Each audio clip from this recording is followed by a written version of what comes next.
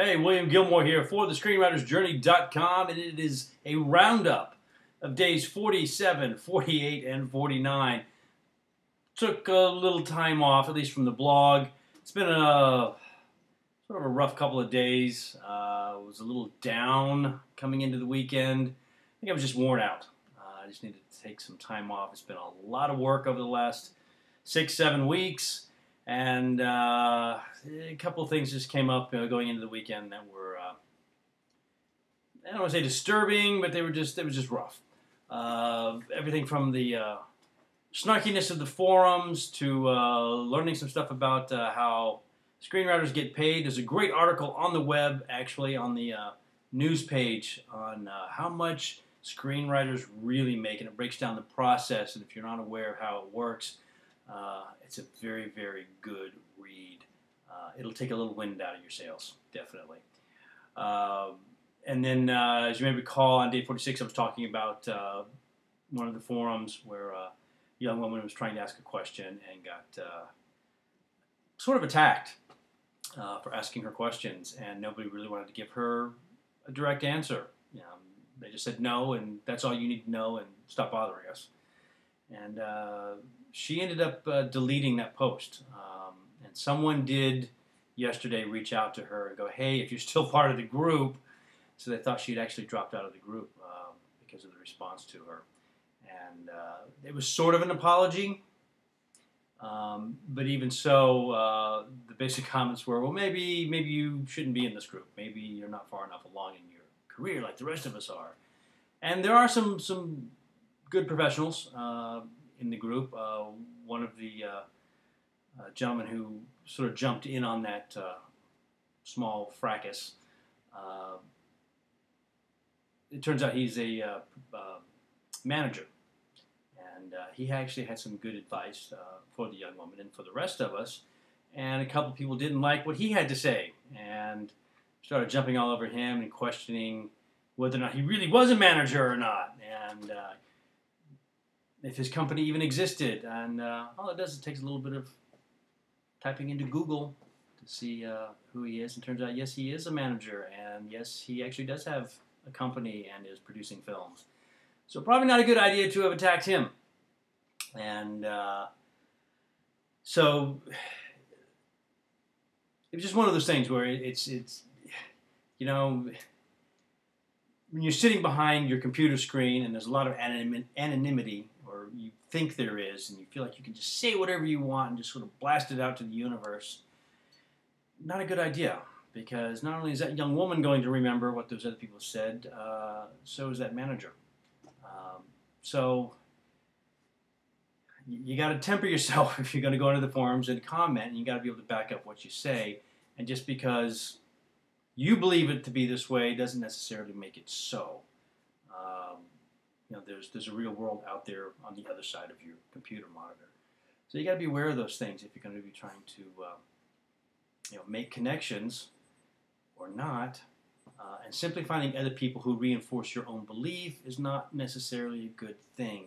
You've got to be challenged in that, and you've got to be willing to accept that challenge and figure out why you may be wrong or why that person may be wrong. Simply because you don't believe what they say isn't enough. You've got to be able to back that up. It's something to keep in mind. So we had a lot of that going on over the weekend dealing with that. I did catch up on my Twitter account and tweeted out a bunch of stuff and made connections with a lot of other people. Very friendly people. Met some people who are jumping into the NaNoWriMo, which is the National Novel Writers Month, which is happening in November, where you write a novel in 30 days, or at least attempt to. And I did sign up for that, and only to find out today that Scott Myers from the Blacklist is trying to start something on his end of things with screenwriting, write a screenplay in 30 days. And I'm like, that would have been good to sign up for, but I've already signed up for the NaNoWriMo, so I hate to back out on that, since I do have a novel that I am working on. But it'd be great to take one or two of these ideas and run with it for a screenplay over the same 30 days and see what I come up with. So they're like, well, maybe I could do both, but that's like a crap load of writing, so I don't know that I can do both. But definitely check out the NaNoWriMo, and you can go on the blacklist and look for Scott Myers and the 30-day challenge to write a screenplay. Something definitely to look into if you need a jump start. I am up tomorrow night at Tuesdays at 9, so we'll be taking in the second 10 pages, middle half of the first act of Come Ups. So I'll be back on tomorrow night with an update on how that went.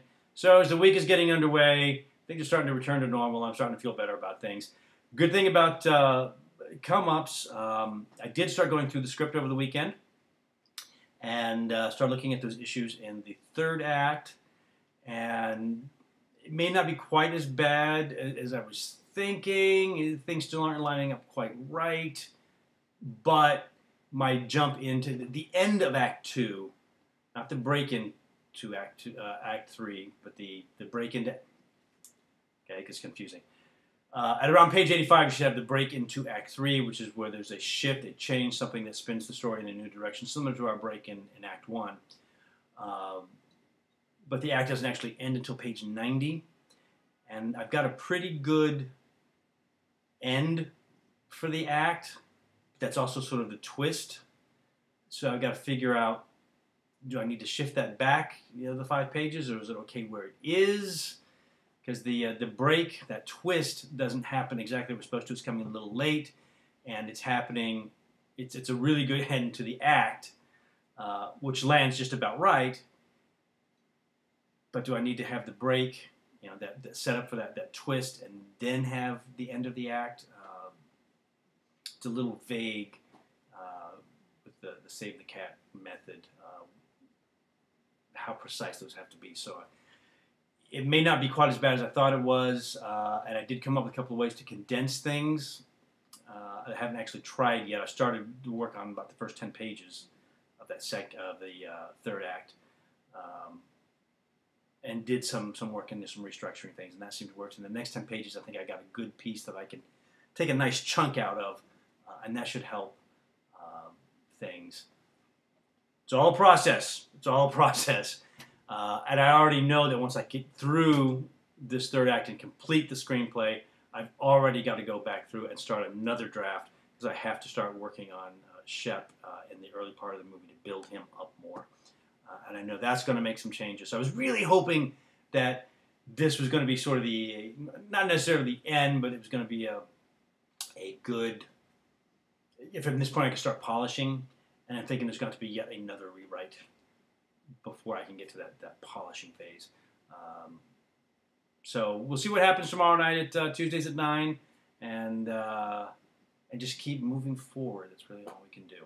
So what else did I do over the weekend before I wrap this up? Oh, I watched a bunch of movies, because I figured if I can't sit down and force myself to write right now, I need to look at some other movies and see how the structure was built in different films. And I looked at a wide variety of things. I did horror, some suspense, some thriller, going all the way back to Hitchcock's North by Northwest, and all the way up to a very, very recent movie that's just coming out called Circle. If you get a chance to look at it, it's an interesting little movie, shot in one location, 50 people in a room, and one by one we eliminate those people, going through all 50 of them. And yanking people out. It's sort of a Russian roulette type of game. They can't move. They're stuck in place. And they have to vote on who to eliminate from the game, so to speak, and who gets killed, and why they make the choices they do. And some interesting philosophy going on, and really interesting in how they, from a technical standpoint, how they shot the film and created all the movement through camera movement, since the characters themselves can't move. And maintain the pace and the tension throughout. Very clever movie, not necessarily stellar, but a very interesting idea, concept, very well executed, and certainly in today's marketplace where we're looking for self-contained movies, this fit that bill. So if you're looking to try and create a self-contained movie, say like in Saw, where basically it was 2 guys stuck in a bathroom, similar type concept where they have to decide if they're going to kill one or another. This has that same type of thing, only there's a lot more people in one contained space. So a very inexpensive film to make, and they did, I thought, quite a nice job with maintaining the pace and the tension and that claustrophobic feeling and not being able to move and stuck it in one place. So a very, very interesting film. If you get a chance to look at it, it's called Circle. It is coming out on video on demand, I believe, so look for that. Anyway, that's it. I will check back in tomorrow after the reading of Come-Ups at Tuesdays at 9, and I'll see you back on the blog then. But until then, keep up your writing.